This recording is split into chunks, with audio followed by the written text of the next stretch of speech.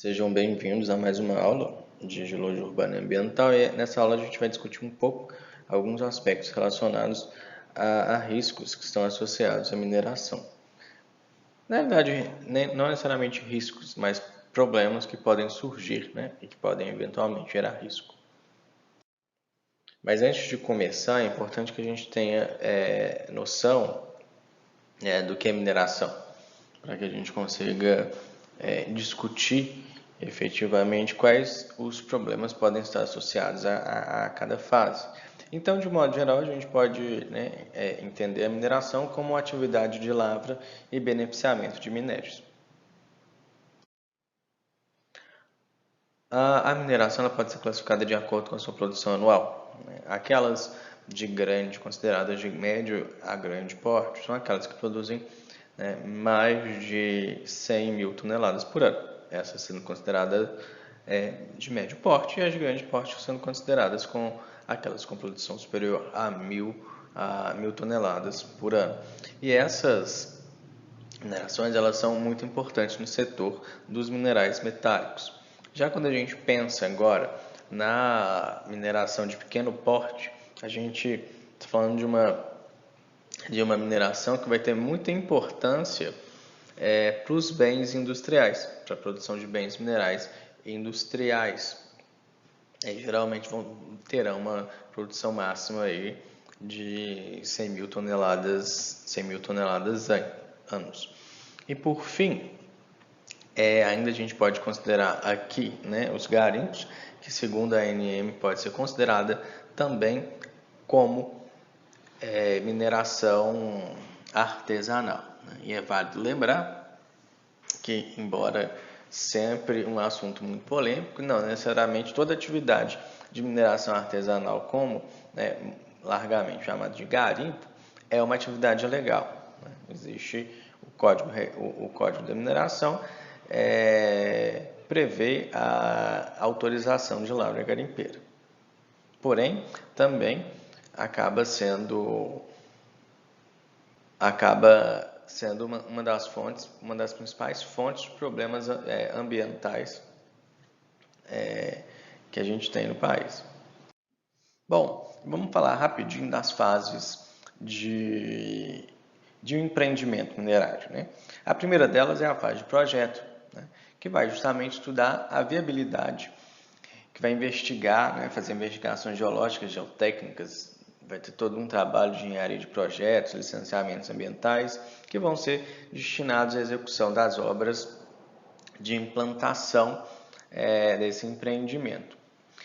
Já a etapa de implantação, de fato, corresponde à etapa de instalação desse empreendimento, que vai englobar todo o desenvolvimento da mina, que vai compreender desde a sua preparação até o início da lavra.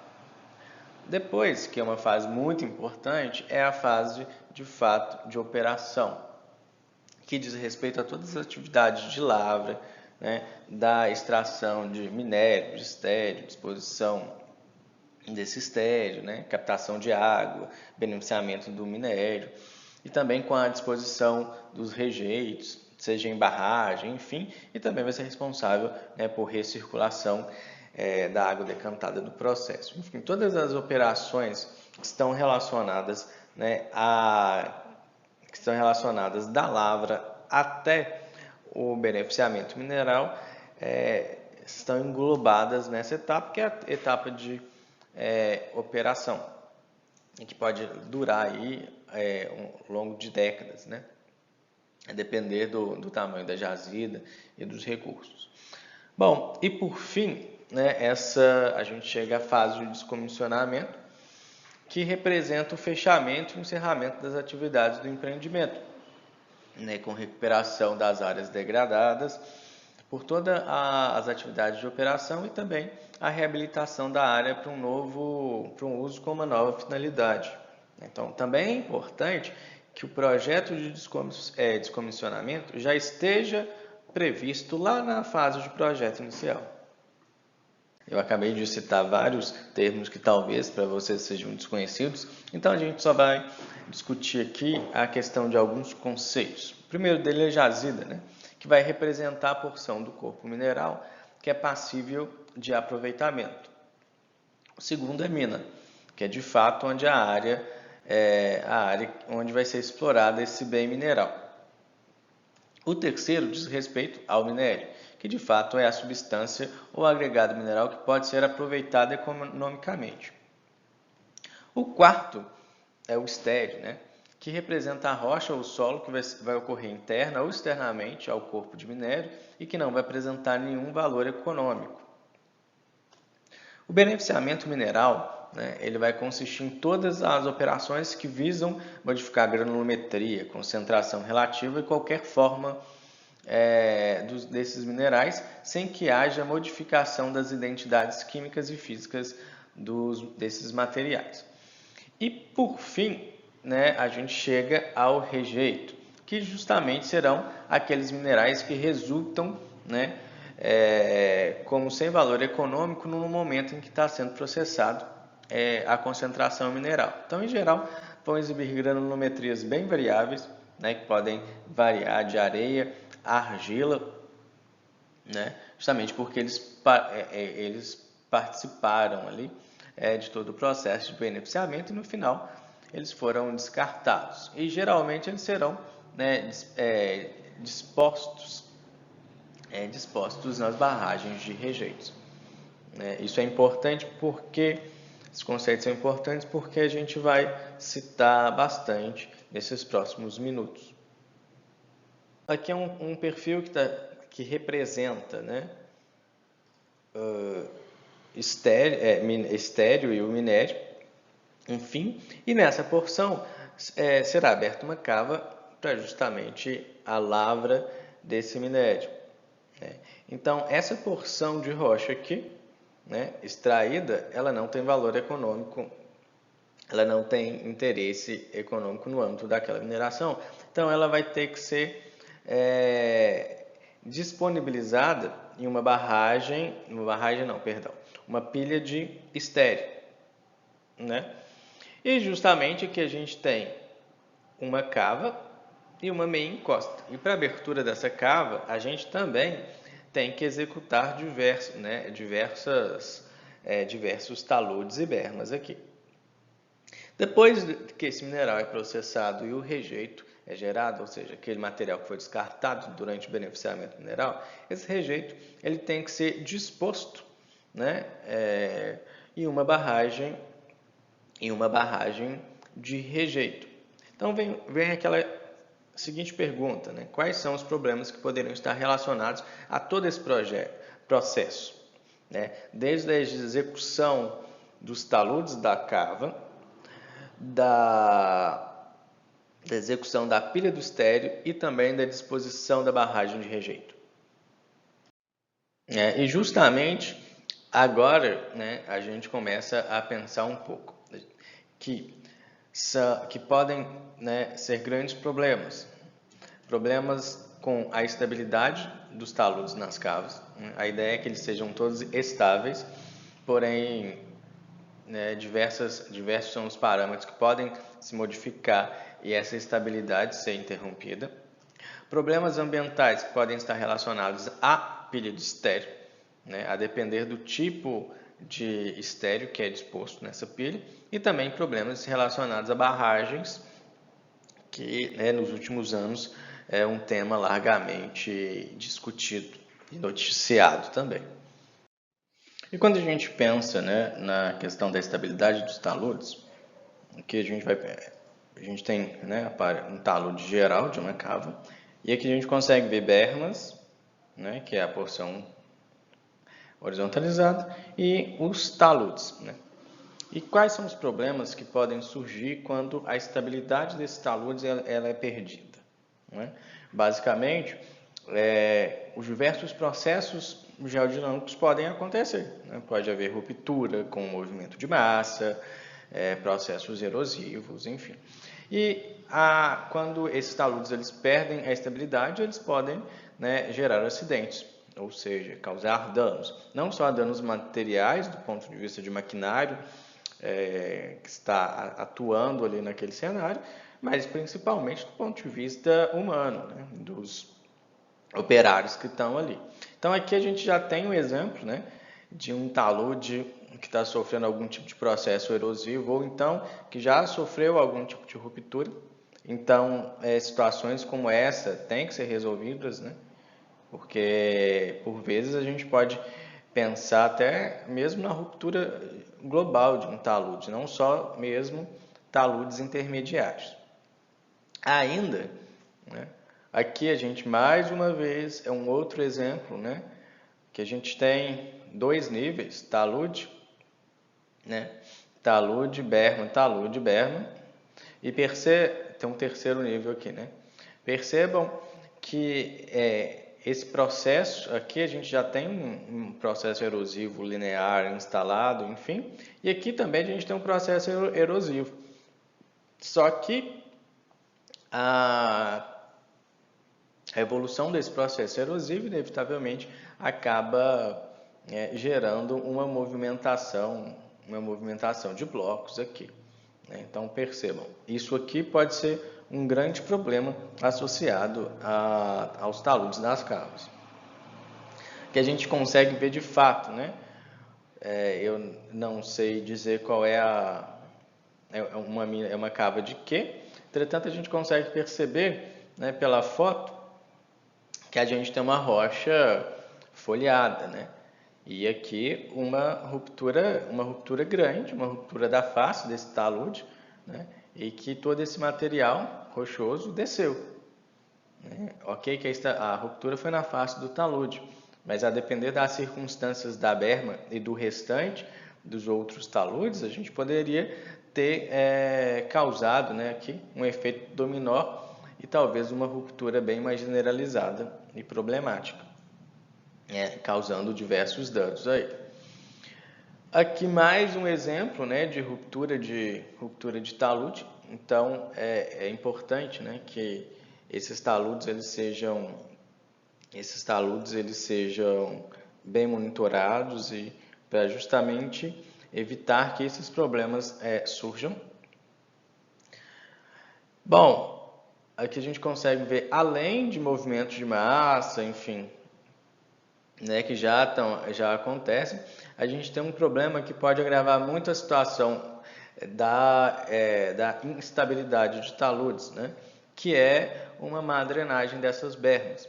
Aqui a gente pode observar um acúmulo de água, né, e essa água por vezes pode infiltrar e saturar os taludes os níveis abaixo, que pode ajudar a um colapso geral. Aqui é uma situação e aqui é uma outra situação de acúmulo de água, que inclusive é possível já notar a influência desse acúmulo de água com algum processo erosivo nas bordas desse nível aqui. Então, de um modo geral, né, esses exemplos que a gente acabou de ver estão muito relacionados à mina em operação. Mas será que essa problemática de manter os taludes das cavas estáveis, ele deve ser abordado, né, somente no período de operação da mina? Né? Será que esses taludes eles podem ser largados? Obviamente que a gente percebeu que a mina ela precisa ser, toda a atividade, né, o processo, o empreendimento minerário, ele já nasce pensando em seu fechamento com um projeto de descomissionamento. Né? Entretanto, a gente ainda tem que se preocupar com a estabilidade desses taludes né, pós o fechamento dessa mina. Por quê? Essa mina aqui é um exemplo de uma mina, a mina Osamo Utsumi, que é da INB, em Caldas, Minas Gerais, na qual extraía-se urânio. Né? Na realidade, essa mina ela só foi fechada, ela não foi descomissionada. Né? As atividades foram cessadas e ponto. Então, o nível freático retornou ao seu lugar.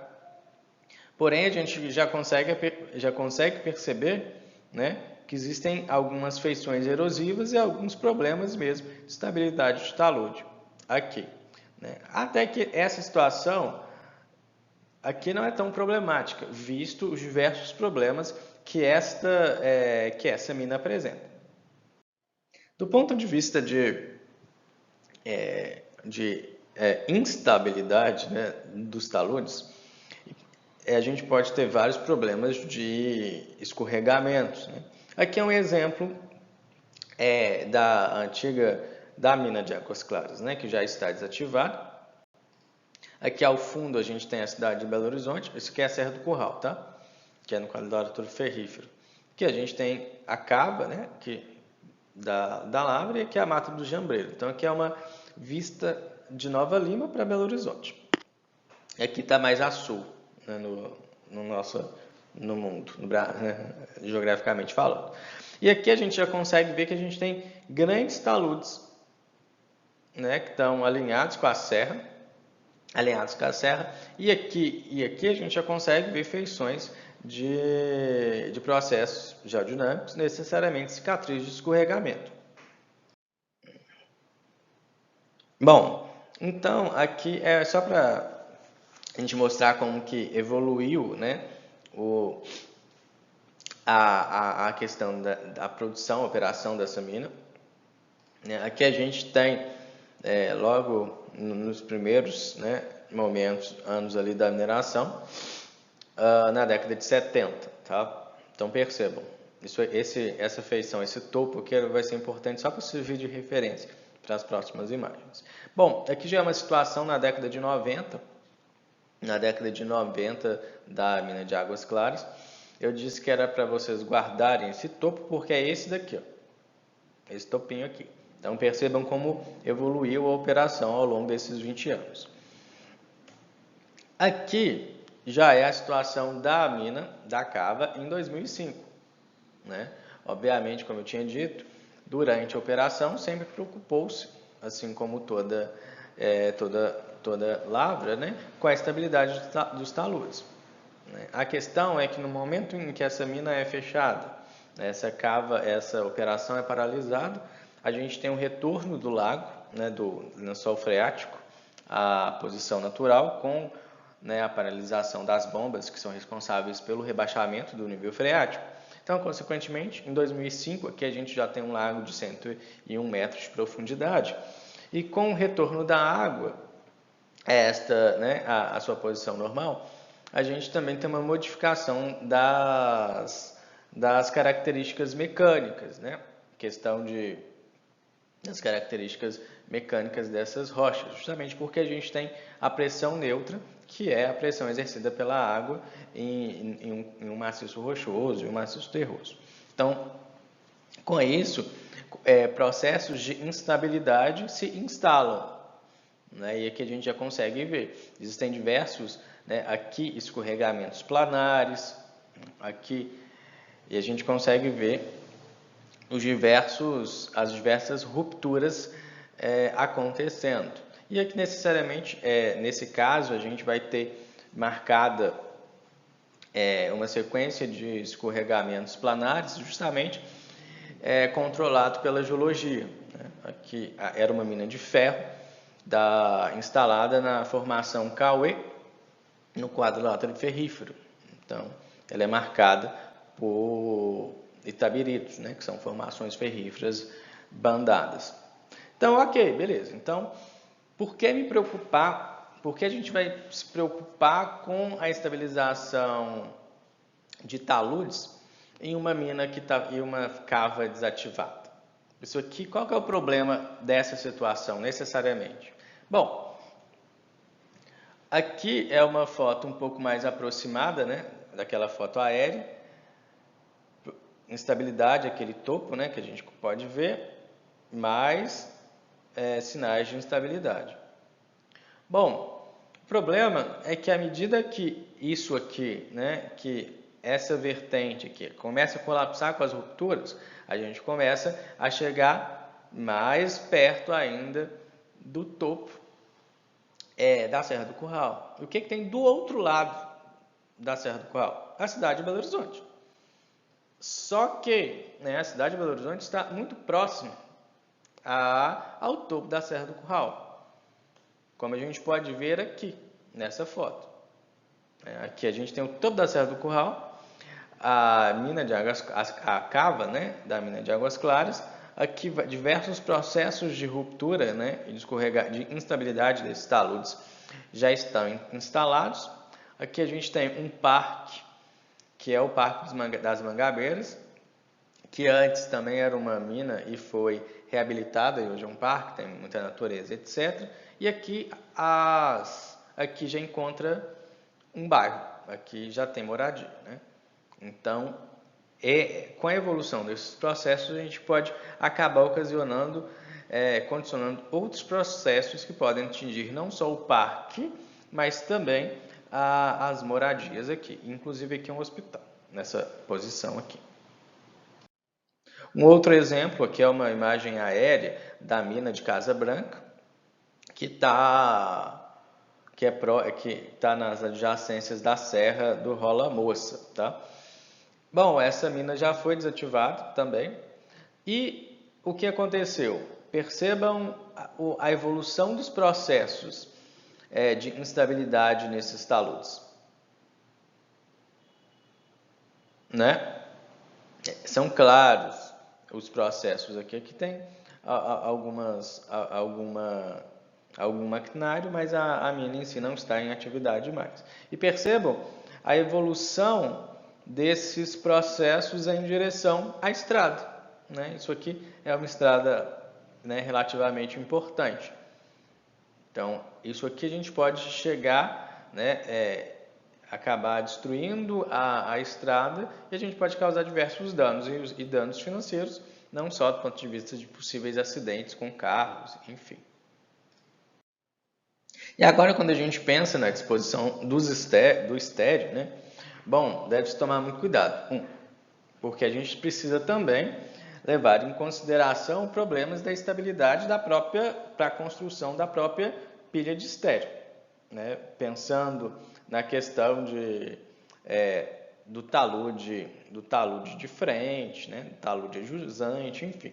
Mas aqui eu gostaria de abordar outra questão, né?